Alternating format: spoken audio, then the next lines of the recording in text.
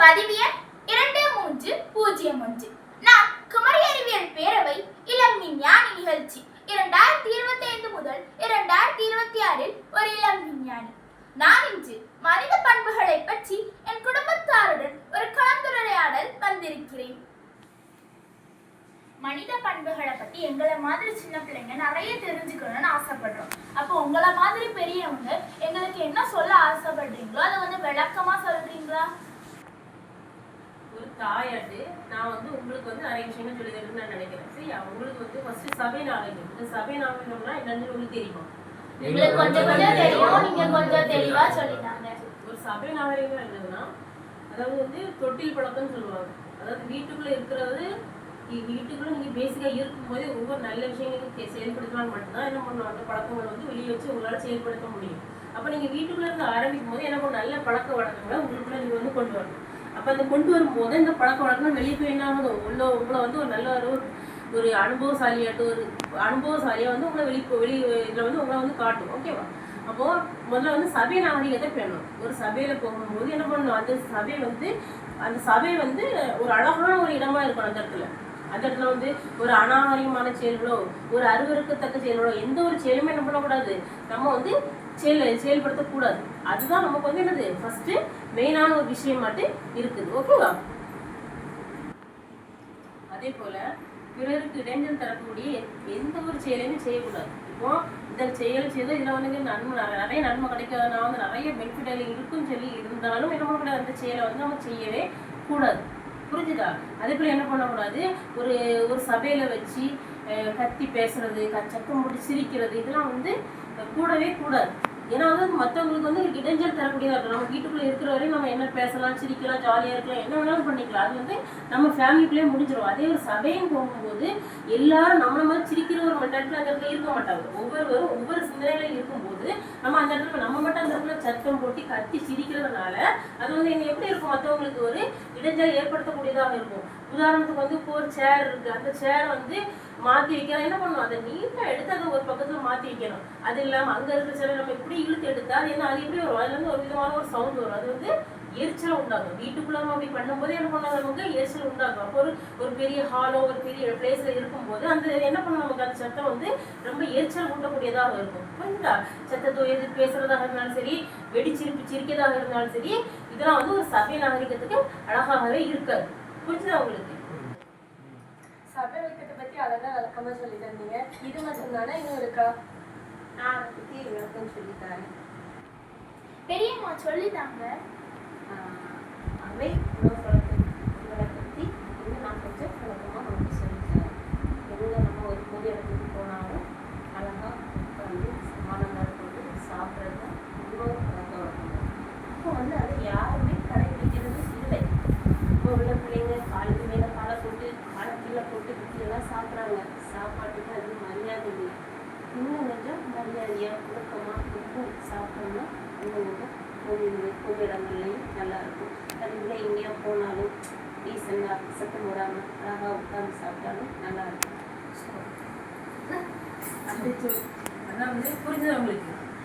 பெரியமா என்ன சொல்லிருந்தாங்க புரிஞ்சுதா? அதாவது என்ன சொல்றாங்க, அதாவது வீட்டுல இருக்கும் போதே இதுலயே அதே சேம் தான், தொட்டில் பழக்கம் தான். வீட்டுல உட்காரும் போதே என்ன பண்ணும், வீட்டுல இருக்கும்போது இன்னைக்கு நாளையும் வளர்ந்தவங்க என்ன பண்றாங்க, எல்லாரும் டைனிங் டேபிள் சாப்பாடு, டிவி பார்த்து சாப்பாடு, போன் பார்த்து சாப்பாடு, காலுக்கு மேல காலை போட்டு சாப்பாடு, இப்படிதான் இன்னைக்கு உணவு நடைமுறை இருக்கு.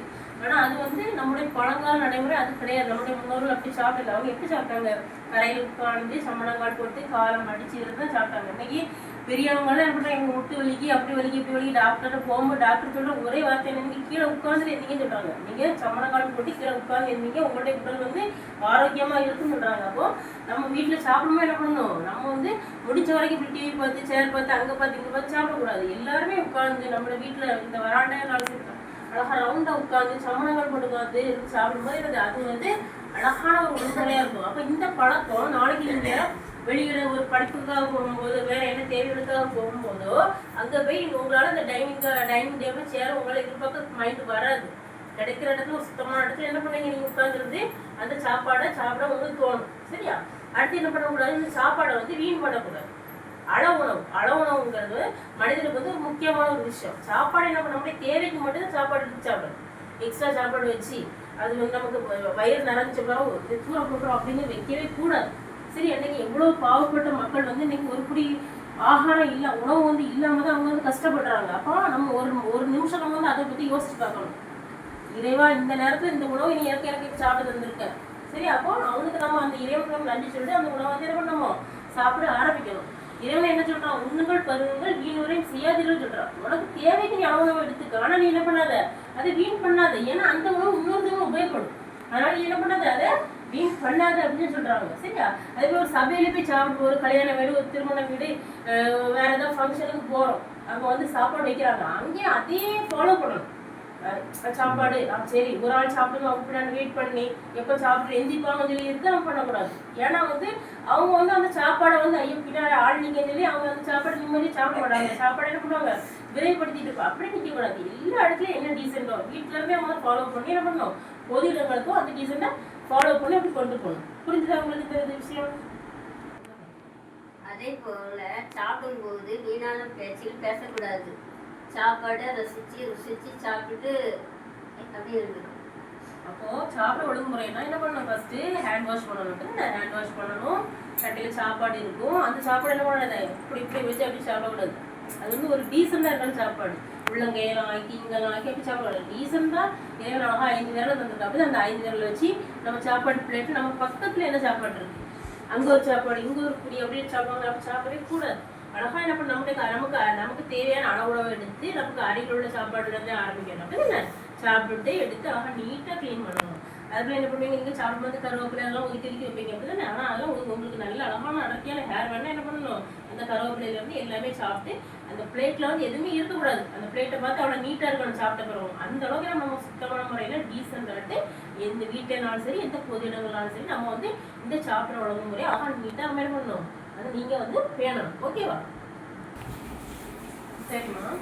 அதாவது நீங்க எல்லாமே ஸ்கூலு காலேஜ் படிக்கக்கூடிய பிள்ளைங்களா இருக்கிறீங்க. அப்படின்னா இப்போ வீட்டில் இருக்கிற வரைக்கும் நீங்களோட அரவணைப்பில் இருக்கிறீங்க. இதை செய்யறீங்க அதை செய்யுங்க நாங்கள் சொல்றோம் இது செய்யறீங்க. அப்படின்னா இப்போ இதே நீங்க வந்து ஒரு கல்வி சம்பந்தமான ஒரு கேம்போ ஒரு டூரோ என்ன பண்றீங்க, எங்களை விட்டு நீங்க போறீங்க, 1 நாளோ 2 நாளோ 3 நாளோ நீங்க இப்போ வெளியே போறீங்க. அப்போ அந்த இடத்துல நீங்க எப்படி ஃபாலோ பண்ணுவீங்க, நம்ம புரிஞ்சுள்ள விஷயங்கள் அந்த இடத்துல நீங்க ஒரு தனி ஒரு வாழாட்டி எப்படி நீங்க ஃபாலோ பண்ணுவீங்க சொல்லுங்க. யாராவது சின்னம்மா நான் சொல்றேன்.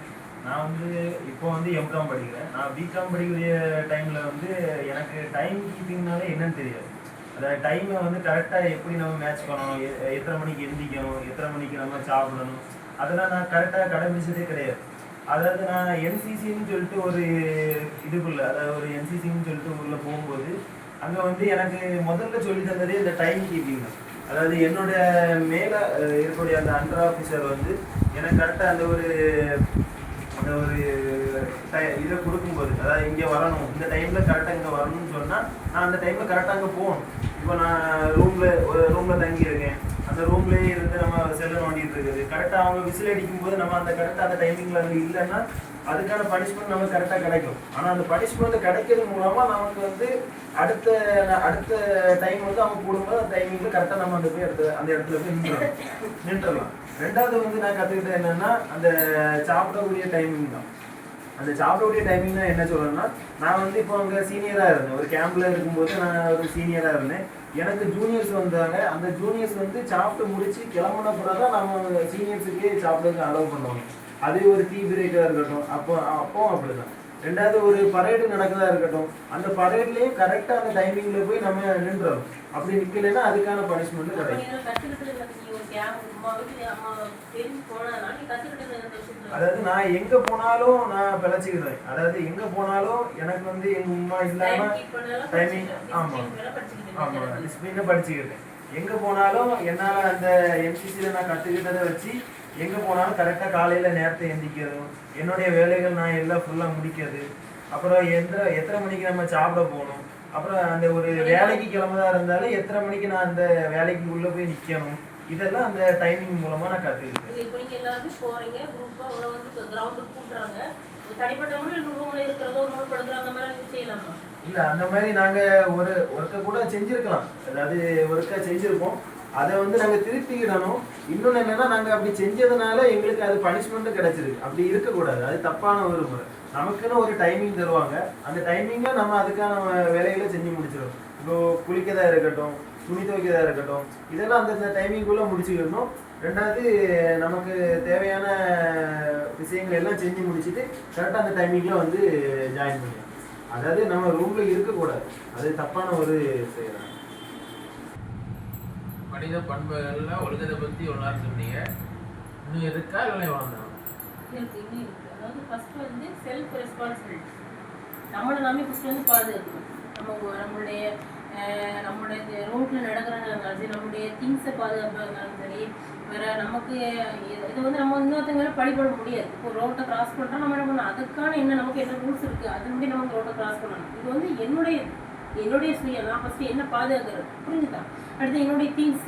இப்போ என்னோட உடைமைகள் இருக்கு, அது வந்து நான் இப்போ உங்களை வச்சு சொல்கிறேன். இப்போ நீங்கள் இருக்கிறீங்க, ஒரு கேம்புக்கு போகிறீங்க, ஏதாவது இடத்துக்கு போகிறீங்க, உங்களை நம்பி ஒரு விலை உயர்ந்த பொருள், ஒரு விலை குறைந்த பொருள் உங்கள்கிட்ட இருக்குது, அதை காணாமல் போச்சு. அதை வந்து இன்னொருத்தவங்க மேலே ஃபஸ்ட்டு நம்ம குத்தம் முடியாது. ஃபஸ்ட்டு என்ன பண்ணணும், நீங்கள் அந்த பொருளை பத்திரமா பாதுகாத்தீங்களா, அது எந்த அளவுக்கு நீங்கள் அந்த பொருள் முக்கியத்துவம் உங்களுக்கு சேவ் பண்ணி வச்சிங்க, அதுதான் நம்ம ஃபஸ்ட்டு பார்க்கணும். ஓகேவா? அப்போ அது பாதுகாக்கிறது யாருடைய கடமை? உங்களுடைய கடமை. இப்போ வாகனத்தில் நீங்கள் பிரயாணம் பண்ணுறீங்க, அப்போ அந்த வாகனத்தில் போகும்போது உங்களுக்கு வந்து என்ன பாதுகாப்பு நாங்கள் சொல்லி தந்துருக்கோம். கையை நீட்டாத, அங்கே கையை கூட நீட்டாத, வெளியே எட்டி பார்க்க, இந்த மாதிரி நம்ம சொல்லி தந்தால் உங்களுக்கு வந்து அப்போ அதை நீங்கள் கரெக்டாக ஃபாலோ பண்ணுறீங்களா? அது இது இருக்கவரை எங்கள்கிட்ட நல்லா கேட்டு ஒரு வாகனத்தில் போகும்போது இல்லை எப்படி வேணும் அங்கே பாட்டு போடுறோம், டான்ஸ் ஆடுறது, வேற எதாவது பண்ணுறது, கையை வெளியே நீட்டி பார்க்குறது, அப்படி எந்த ஒரு செயலுமே செய்யக்கூடாது. நாங்கள் சொல்லி தரும்போது நீங்கள் அதை எப்படி கேட்ச் பண்ணீங்களோ அதே போல் நீங்கள் என்ன பண்ணணும், போகிற இடத்துல நீங்கள் செயல்படுத்தணும். ஓகேவா? அப்படி நீங்கள் கரெக்டாக ஃபாலோ பண்ணீங்கன்னா எந்த ஒரு இது இல்லாமல் நீங்கள் பத்திரமா என்ன பண்ணலாம், நல்லபடியாக சேஃபாக நீங்கள் இருக்கலாம். இப்போ உதாரணத்துக்கு இப்போ நேரத்துக்குலாம் எடுத்துகிட்டு பார்த்தீங்கன்னா, வெளியூர் எங்கேயாவது வந்து கன்னியாகுமரிக்கு வந்து ஒரு டூரிஸ்ட் பஸ், ஒரு 9th படிக்கிற பையன், அந்த பின்டோர் ஒழுங்காக லாக் ஆகாமல் இருந்ததுனால இருந்திருக்கு. அந்த பையன் நின்றுட்டு இருந்தாலும் என்னன்னு தெரியல, பின்னாடி வந்து அப்படி பஸ் இடிச்சு அந்த ஆக்சிடென்ட் வச்சல அந்த பையன் வந்து இல்லை, அந்த தாய்க்கு அந்த பிள்ளை இல்லை. புரியுதா? அப்போ இதெல்லாம் வந்து இது இறைவனுடைய விதி ஒன்று. இன்னொன்று வந்து ஃபர்ஸ்ட் நம்ம பாதுகாக்கிறது அப்படிங்கிற ஒன்று இருக்கு. இதான் எனக்கு நாங்கள் சொல்லி தரப்பே உங்களுக்கு சேஃப்டி. புரிஞ்சுதா? இப்போ சேஃப்டியை பற்றி சொன்னீங்கல்ல, இப்போ அன்னைவர்களெல்லாம் கார் பைக் ஓட்டுறாங்க, அவங்க எப்படி சேஃப்டியாக போகணும் அதை பற்றி இப்போ சேஃப்டி அப்படிங்கிறது வந்து பைக்கில் போனால் மட்டும் சேஃப்டியாக போகிறது கிடையாது. நம்ம நடந்து போனால் என்ன பண்ணணும், அதை வந்து ஃபாலோ பண்ணி தான் போகணும். புரிஞ்சுதா? இன்னைக்கு வந்து இன்னைக்கு வந்து இளைஞர்களுடைய பைக் மரணங்கிறது வந்து அதிகமாகிட்டு. ஒன்று வந்து நம்மளுடைய கவர்மெண்ட் ரூல்ஸை ஃபாலோ பண்ணாது.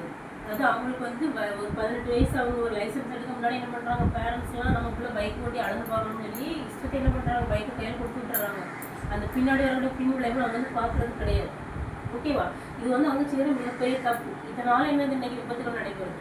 அடுத்து என்னது, கவர்மெண்ட் நமக்கு என்ன பண்ணுறது, நம்மளுடைய சேஃப்டியாட்டு ஹெல்மெட் வச்சுட்டு போகணும்னு சொல்லுது. அதையும் யாருமே இன்னைக்கு ஃபாலோ பண்ணுறது கிடையாது. அப்புறம் என்னது, அதிவேகம் பயணம். நமக்கு வந்து அவ்வளோ தேவை கிடையாது. நம்ம ஒரு பைக்கில் போகிற ஒரு இடத்துல இன்னொரு மற்ற இடத்துக்கு நம்ம பிரயாணம் பண்ணுறோம். அந்த பிரயாணத்துக்கு என்ன தேவை அதை தான் நம்ம ஃபாலோ பண்ணணும். உனக்கு சீக்கிரம் போகணுமா, நீ 1/2 மணி நேரத்துக்கு முன்னாடி என்ன பண்ணி கிளம்பி அந்த இடத்துலையும் அடைஞ்சிக்கோ. அதுக்கான இவ்வளோ ஸ்பீடாக போய் அது உனக்கும் ஆபத்து, எதிர்த்து வரக்கூடியவங்களுக்கும் ஆபத்து, இப்படி நடக்குது. அப்போ தனக்கு தானே தீங்கு விளைவிக்கிறது, மற்றவங்க தீங்கு விளைவிக்கிறது. நமக்கு ஒரு தீங்கு, மற்றவங்களுக்கு இருக்குங்க. அப்போ இந்த மாதிரி விஷயங்கள்லாம் ஃபாலோ பண்ண என்ன பண்ணலாம், இளைஞர்கள் என்ன பண்ணலாம், எந்த ஒரு இது இல்லாமல் அழகான தாய்க்கு நல்ல ஒரு பிள்ளையாட்டு நல்ல ஒரு பிரயாணம் ஒரு ஒரு பிரயாணத்தை வந்து பண்ணலாம்.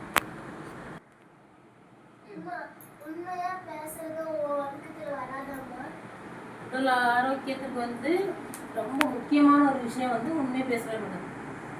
கொஞ்சம் உண்மை பேசினா நம்ம என்ன பண்ணலாம், நம்மளுடைய உடம்பையும் உள்ளத்தையும் தூய்மையாக வச்சுக்கலாம். அந்த உண்மை நம்ம உடம்புல எப்பவும் ஓடிக்கிட்டே இருக்கும். எந்த விஷயத்த நம்ம என்ன பண்ணலாம், உண்மை பேசினா நம்ம வந்து ஃபர்ஸ்டாக வரலாம். ஓகேவா? இன்னைக்கு நான், எங்க அக்கா, எங்க அண்ணன், என் தங்கச்சி எல்லாருமே ஒழுக்கத்தை பத்தி கத்துக்கிட்டோம். யார் மூலமா? எங்க அம்மா, எங்க பெரியம்மா மூலமா நாங்க நிறைய விஷயம் கத்துக்கிட்டோம். என்னெல்லாம்னா, ஒரு சபையில எப்படி இருக்கணும், அதாவது சபை நாகரிகம், அதை பத்தி கத்துக்கிட்டோம். அடுத்து உணவு முறை, அதாவது இப்ப எங்க இருந்தாலும் சரி, வீட்டுல இருந்தாலும் சரி, வெளியே ஒரு பொது இடத்துக்கு போனாலுமே சரி, எப்படி இருக்கணும் அப்படின்றத வந்து நாங்க கத்துக்கிட்டோம். அதுக்கப்புறம் உண்மையை பேசுறது. ஒரு மனிதனா இருந்தா அவன் உண்மையை பேசினாதான் அவன் உள்ளம் வந்து நிம்மதியா இருக்கும் அப்படின்றத வந்து நாங்க இன்னைக்கு வந்து கத்துக்கிட்டோம். அடுத்து நான் இப்ப எங்கேயா வெளியே போனாலோ ஏதாவது கேம்புக்கு நான் போனாலுமே நாங்க எல்லாருமே, அதாவது நாங்க எப்படி எங்களை பாதுகாத்துக்கணும் அப்படின்றத வந்து நாங்க கத்துக்கிட்டோம். இப்போ திருவள்ளுவர் வந்து ஒழுக்கத்தை பத்தி ஒரு குறள் சொல்லியிருக்காங்க. ஒழுக்கம் விழுப்பம் தரலாம், ஒழுக்கம் உயிரினும் ஓம்பப்படும் அப்படின்ற ஒரு திருக்குறள் மூலமா ஒழுக்கத்தை பத்தி அவங்க சொல்லியிருக்காங்க. இப்ப என்னதான் ஒரு தனி மனிதன் அவன் ஒழுக்கமா வாழ்ந்தான், அதாவது இவங்க இன்னைக்கு எங்களுக்கு சொல்லி தந்த எல்லா விஷயத்த வச்சு அவன் ஒழுக்கமா வாழ்ந்தான்னா அவன் வந்து ஒரு சமுதாயத்துல உயர்ந்து நிற்கலாம் அப்படின்றத வந்து நாங்க இன்னைக்கு வந்து கத்துக்கிட்டோம். இப்போ நாங்க இதெல்லாம் சின்ன வயசுல நாங்க கேட்டுதான் நாங்க வளர்ந்துருக்கோம். ஆனா இன்னைக்கு நாங்க வந்து ஒரு குடும்பமா இருந்து இதை பேசுனதுனால ஒரு ரீகால் ஆச்சு, நாங்க எங்களோட கருத்துக்களை வந்து நாங்க ஷேர் பண்ணிக்கிட்டோம். இப்படி இருந்தது வந்து எங்களுக்கு ரொம்ப ஹாப்பியா இருந்து இந்த வாய்ப்பை தந்த குமரி அறிவியல் பேரவைக்கு என்னுடைய நன்றி.